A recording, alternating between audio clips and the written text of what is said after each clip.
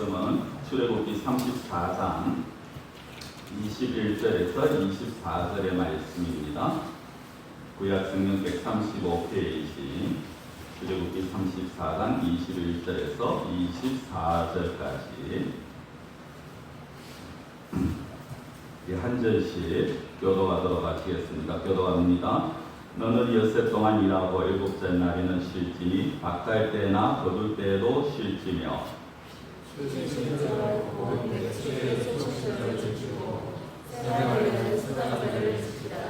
너희의 모든 남자는 매년 3번씩 주 여호와 이스라엘의 하나님 앞에 보일지라.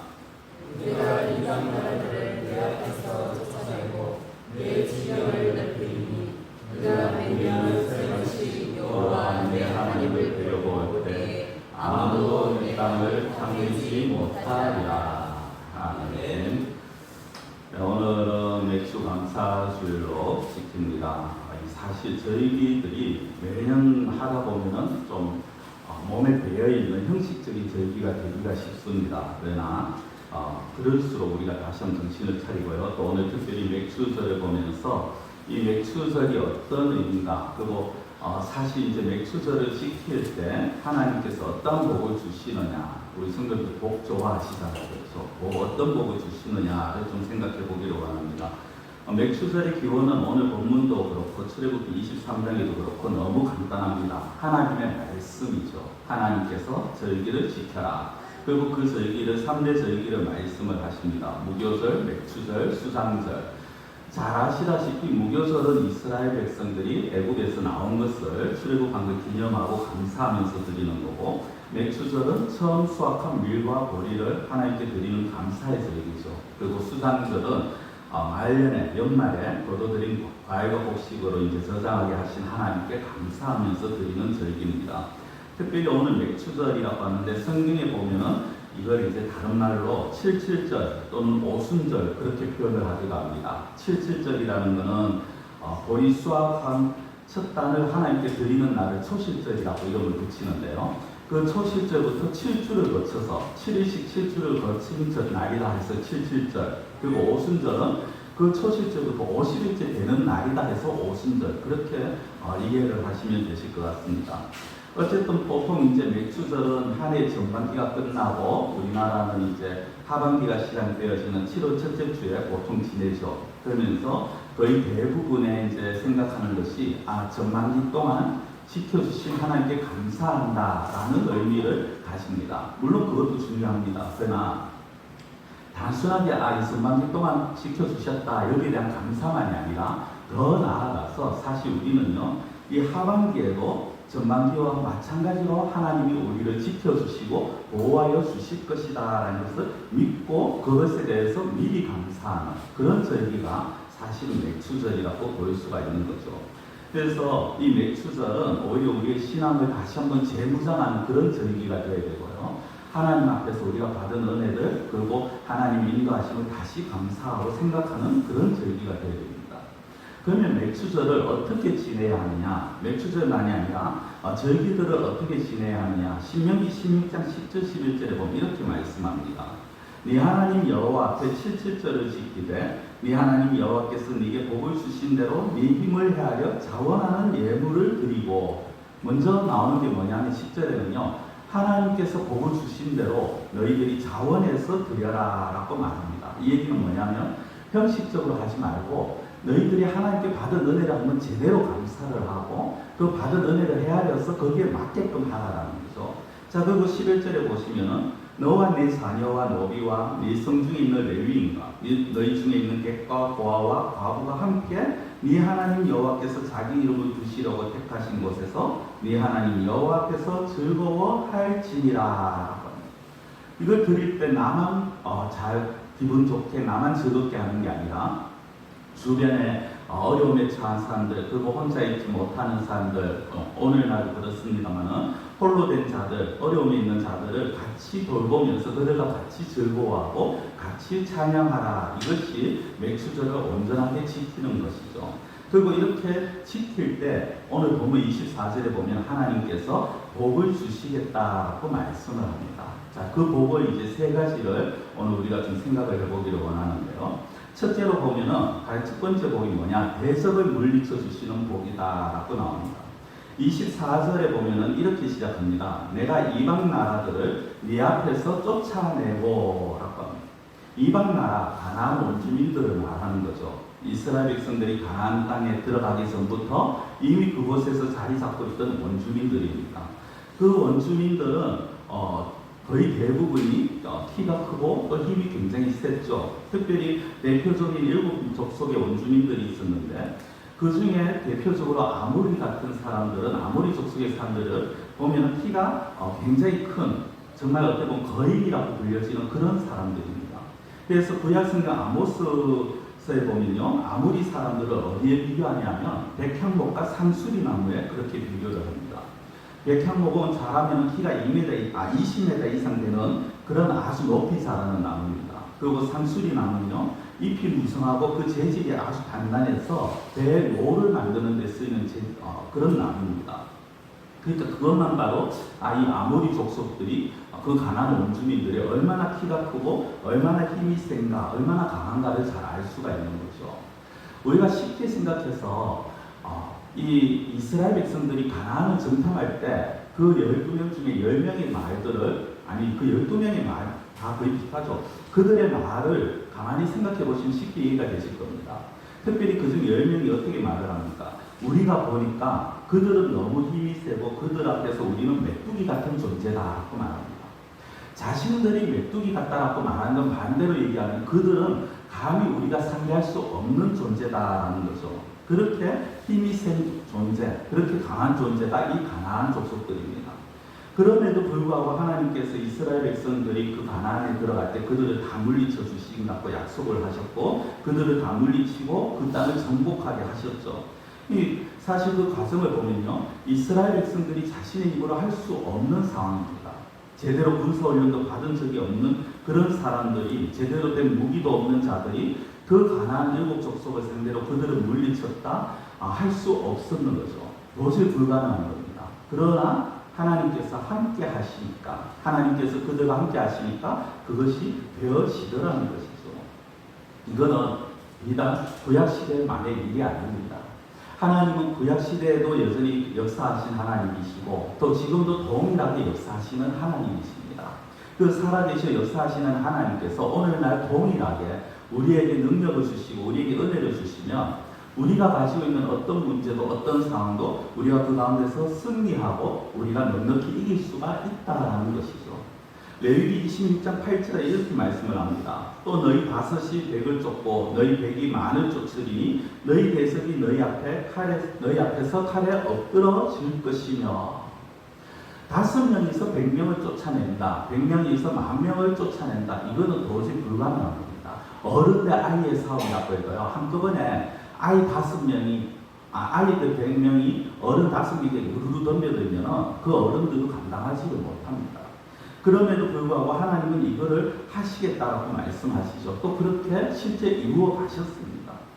하나님께서 만드시고 하나님께서 하시면은 되어진다는 거죠. 그 대표적인 사건이 뭡니까? 골리앗과 다윗의 싸움 아닙니까? 다윗이 그 앞에 나갔을 때 골리앗은 너무나도 가짜났습니다. 다윗 보고 네가 나를 개처럼 여기냐고 그렇게 비웃으면서 모욕을 느낄 정도로 이 골리앗이 굉장히 화가 나요. 그럼에도 불구하고 그 다윗이 골리앗을 무너뜨릴 수 있었는가? 그가 돌팔매질 기술이 좋아서도 아니고 그가 뛰어난 어떤 전술이 있어서도 아니었습니다. 오직 하나님을 믿고 하나님을 신뢰했다는 거죠. 하나님께서 우리에게 믿음을 주셨고요. 그 믿음을 붙드는 자를 하나님께서 사용하시고 이기는 자가 되게 하신다라는 것입니다. 결국 그 믿음을 붙든다는 것은 무엇입니까? 하나님이 나와 함께 하시고 하나님이 나에게 은혜를 베풀어 주셨고 또 앞으로도 베풀어 주실 것을 믿는다는 거죠. 그게 바로 감사라는 겁니다. 그래서 오늘날 감사하는 자가 승리하는 자가 되게 하시겠다는 거고, 감사하는 자가 너희들이 절기를 지키러 내 앞에 나올 때, 절기를 지키러 감사하러 내 앞에 나올 때 내가 너희들의 대적들을 물리쳐 주겠다라고 약속을 하시는 거죠. 감사한다라는 것은 하나님을 인정하는 것입니다. 어떻게 그게 감사가 하나님을 인정하는 거냐? 감사한다는 건 내 힘으로 할 수 없었다는 것을 고백하는 거죠. 내가 살아오면서 내가 되어진 모든 상황 가운데서 하나님이 나와 함께 하셨고 하나님이 나를 지켜주셨다는 걸 인정하는 것이 바로 감사인 것입니다. 우리가 그런데 살아가면서 보면 때로는 그렇지 못할 때가 있잖아요. 때로는 원망스러울 때가 있잖아요. 때로는 불평이 나올 때도 있습니다. 때로는 하나님이 정말 미울 때도 있습니다. 우리가 살아가면서 인간에게 그런 감정이 들 수도 있어요. 그런데 정말 중요한 건요, 그 순간 그것들을 털어낼 수 있어야 된다. 원망스럽고 때로는 불평이 나오고 때로는 하나님이 미워할 그 순간조차도 상황이 도저히 보이지 않는 그런 답답한 상황 속에서도 우리가 기억해야 될 것이 무엇입니까? 우리 하나님은 선하신 하나님. 지금까지 나를 인도하신 그 선하신 하나님은 비록 지금 상황이 우리가 볼 때 답답할 것 같고 우리가 볼 때 힘이 정말 길이 없는 것처럼 보이고 빛이 없는 것처럼 보인다 해도 그 상황 속에서 하나님께서 여전히 선하게 이끌어 가실 것을 믿는 것, 그것이 하나님을 인정하는 것이고, 그렇게 하나님을 인정하는 때 우리는 온전한 감사를 드릴 수가 있다라는 것입니다. 성도 여러분, 감사하는 자만이 승리할 수 있고요, 감사하는 자만이 상황을 이겨낼 수가 있습니다. 그렇기 때문에 저는 우리 성도님들이 어떠한 상황 속에서도 감사를 잊지 말고 늘 감사하시는 그런 우리 성도님들이 되시기를 축원합니다. 자, 두 번째 복은 어떤 복이냐? 두 번째로 하나님께서 주시는 복은요, 창대케 하시는 복이다라고 합니다. 창대케 하시는 복. 24절을 계속해서 앞서 읽어드린 말씀을 연결해서 보시면요, 내가 이방 나라들을 네 앞에서 쫓아내고, 그 뒤에 이렇게 나옵니다. 네 지경을 넓히리. 쉽게 말하면 너의 땅을 넓히리라고 합니다. 여기에서 지경은 출애굽기 23장 31절 보면요, 이렇게 나옵니다. 내가 너의 경계를 홍해에서부터 블레셋 바다까지, 광야에서부터 강까지 정하고라고 합니다. 이게 사실 제가 이렇게 읽어드리면 얼핏 감이 잘 안 옵니다. 이게 어디냐면은 홍해라는 건 애국가의 경계 아닙니까? 그 애국가의 경계에서부터 가나안 전체, 굉장히 넓고 광활한 땅이죠. 그 광활한 땅을 내가 너희들에게 주겠다라고 약속을 하시는 겁니다. 그렇습니다. 하나님은요, 구약시대만이 아니라 지금 이 이스라엘에게만이 아니라 오늘날도 그렇습니다. 하나님의 백성들에게 하나님께서는 복을 주시기를 원하시고 기업도 산업도 넓혀주시기를 원하신다는 거예요. 이 넓혀주시기를 원하시고 창대케 해주시기를 원하시는 그 하나님을 우리가 다시 한번 좀 생각해 볼 필요가 있다는 거죠. 실제 이 말씀처럼 솔로몬 왕 때 그 나라가 어디까지 넓혀졌느냐, 그 애굽에 우리가 잘 아는 그 나일강, 거기에서부터 가나안 마지막인 그 유브라데까지 그 지역이 넓혀집니다. 그리고 수많은 주변의 나라들이 속국이 되어서 이스라엘에게 조공을 바치게 됩니다. 하나님의 말씀에 순종하는 그런 왕들이 있었을 때, 다윗과 솔로몬 시대 그들의 나라가 정말 번성하게 되고 창대하게 되었죠. 그런데 한번 바꿔서 생각하면요, 그 솔로몬 이후에 하나님을 떠나기 시작하고 그들의 나라가 우상을 찾아가기 시작하고 남북으로 분열되기 시작하면서 그 나라는 분열이 되고 점점 그 나라는 약해져 가고 나중에는 포로로 끌려가는 그런 일들을 맞이하게 된다는 것입니다. 성도 여러분, 우리의 상황이 앞서도 말씀드렸습니다만 원망과 불평과 부정적인 그런 상황이 되어질 수도 있습니다. 그런데 그 상황 속에서 늘 원망하고 늘 불평하고 늘 부정적인 생각 속에 잠겨 있는 사람들은요, 스스로 자멸하게 되었습니다. 하나님의 은혜와 복을 생각지를 못하고 받을 수가 없는 거죠. 그러나 어떤 상황 속에서도 하나님께서 약속하신 그 말씀을 붙들고 감사하는 자들은 하나님이 약속하신 복을 받게 되어진다라는 것입니다. 여러분, 우리가 살아가면서 가만히 생각해 보십시오. 감사할 것이 그렇게 없는가? 우리는 너무 작은 일은요, 아주 대수롭지 않게 넘어갑니다. 심지어 내가 오늘 일어나서 아침을 먹었는 것조차 그게 크게 감사할 거리라고 생각지를 못합니다. 그 우리는 매 순간마다 아무리 작은 일이라도, 아무리 사소한 일이라도 거기에서 감사의 조건을 찾는 자가 되어야 되고, 그렇게 감사할 때 하나님의 복이 시작되고 하나님의 은총이 나타나고 우리의 지경이 넓혀지게 되어진다라는 것입니다. 자, 세 번째로 하나님이 감사하는 자에게 어떤 복을 주시느냐? 보호를 보호해 주시겠다라고 말씀합니다. 자, 24절을 다시 보시면요. 앞서 읽은 그 뒤에 이렇게 나와서 네가 매년 3번씩 여호와 네 하나님을 뵈려고 올 때 아무도 네 땅을 탐내지 못하리라. 이게 매년 3번씩이라는 건 꼭 맥추절만이 아니라 이들이 말하는 이제 무교절과 그리고 수장절, 장막절이 되어지죠. 그리고 오늘날로 말하면 우리가 하나님 앞에 예배 드리러 나오는 자리가 되었습니다.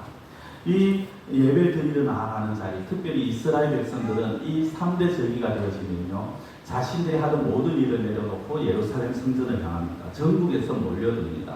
1년에 3번은 무조건 집을 비우고 예루살렘을 향합니다. 근데 그때가 문제가 됩니다. 성인 남자들이 집을 비웁니다. 그렇죠? 성인 남자들이 집을 비우면 그 집은 무방비가 되어집니다. 아무리 여자들이 그 당시에 강하다 할지라도 할 수 있는 게 없어요. 강도가 쳐들어온다, 아니면 외부에서 적군이 쳐들어온다, 그러면은 다 빼앗길 수밖에 없는 겁니다. 근데 이 말씀이 뭐냐면, 너희들이 나에게 예배 드리러 오면 내가 너희들의 집을 지켜주겠다라는 거예요. 너희들이 나에게 감사하러 오면 내가 너희들의 집을 보호해 주겠다. 그 어떤 외부의 침략도 너희들을 공격치 못하게 내가 막아주겠다라는 거죠. 성도 여러분, 이 말씀이 우리가 다시 한번 깊이 생각해 볼 필요가 있습니다. 우리가 하나님을 위하며, 이 위한다는 말도 좀 그렇습니다만, 우리가 하나님을 진심으로 사랑하고 하나님을 온전히 섬길 때 하나님이 우리를 위하신다는 겁니다. 그러나 반면에 반대로 생각하면요, 하나님이 우리를 지켜주지 아니하시면 우리가 아무리 우리의 것을 지키려고 해도 아무 소용이 없다는 거죠. 아무것도 지킬 수가 없다는 겁니다. 한참 농번기에 바쁘셨고 또 지금도 많이 바쁘실 겁니다. 그렇죠? 제가 농사 짓는 분들이 많으시니까 농사로 말씀을 드리겠습니다. 우리가 아무리 힘쓰고 애써서 또 농사를 지어도요, 하나님이 외면하시고 하나님이 지켜주지 아니하시면 모든 것이 의미 없어집니다. 무의미한 물거품이 되어지고 우리가 정말 가지고 있고 힘쓰고 애쓴 그 모든 수고가 그냥 말짱 꽝이 되어진다는 거죠. 반면에 우리가 하나님 앞에 감사하면 하나님이 우리의 산업을 지켜주시고 우리가 감사할 것 조건들을 더 풍족하게 채워주신다는 거죠. 성도 여러분, 하나님은 자기 백성들이 결코 손해보게 놔두시지 않습니다. 마음을 다하고 뜻을 다하고 물질과 정성을 다해서 충성, 봉사, 헌신하는 자들에게 하나님께서는 반드시 보상하시고 반드시 채워주시고, 그것도 그냥 채워주는 게 아니라 더 풍성하게 넘치게 채워주신다는 거죠. 마지막에 아무도 이 땅을 탐내지 못하리라. 하나님께서 국가적인 위험, 군사적인 위험, 아니면 어떤 가정적인 위험, 물질의 위험, 그 모든 것 가운데서 지켜주시겠다. 가정과 재산을 지켜주시고 보호해 주시겠다는 거죠. 개인적인 위험에서 보호해 주시겠다는 겁니다. 네가 이것은 단순하게 네가 떠날 때 네가 얻는 그 집, 비어있는 집 그것만이 아니라 네가 이 땅을, 이 예루살렘까지 오고 가는 그 가운데에서도 정말 강도를 만나지 아니하게 할 거고 사고를 나지 아니하게 할 거고 내가 너를 온전히 붙들어 주시겠다라고 말씀을 하십니다. 우리는 누구나 이런 복을 누리기 원하죠. 하나님이 내가 하는 일에 풍성한 복을 주시길 원합니다. 하나님이 나를 지켜주시길 원하고 하나님이 나를 붙들어주시고 나를 보호해 주시길 원합니다. 그런데 성도 여러분, 우리가 이 말만 중요하게 여기고 이 말만 붙들 게 아니라 그 앞에 있는 것을 같이 봐야 된다. 앞서도 말씀드렸지만 무엇입니까? 그 앞 23절에 보면은 너희의 모든 남자는 매년 3번씩 주 여호와 이스라엘의 하나님 앞에 보일지라. 이 이스라엘은 이때는 3대 절기지만 오늘은 어떻게 합니까? 우리는 이렇게 꼭 어떤 절기만이 아니라 항상 하나님 앞에 예배를 드릴 수 있지 않습니까? 그거 예배를 드려야 되죠. 그 예배의 자리에 나오면서 정말 예배 드릴 때 예배 드리고 충성할 때 충성하고 헌신할 때 헌신하고 봉사할 때 봉사하는 그것을 하나님께서 귀하게 보신다. 예배 드려야 되는데 예배 자리에 빠지고 충성하고 봉사할 때 안 하면서 내가 더 열심히 일한다, 내가 더 땀 흘린다. 여러분, 그게 당장은 내가 뭔가 많은 것을 거둘 것 같습니다. 그러나 그렇지 않다라는 걸 아시죠.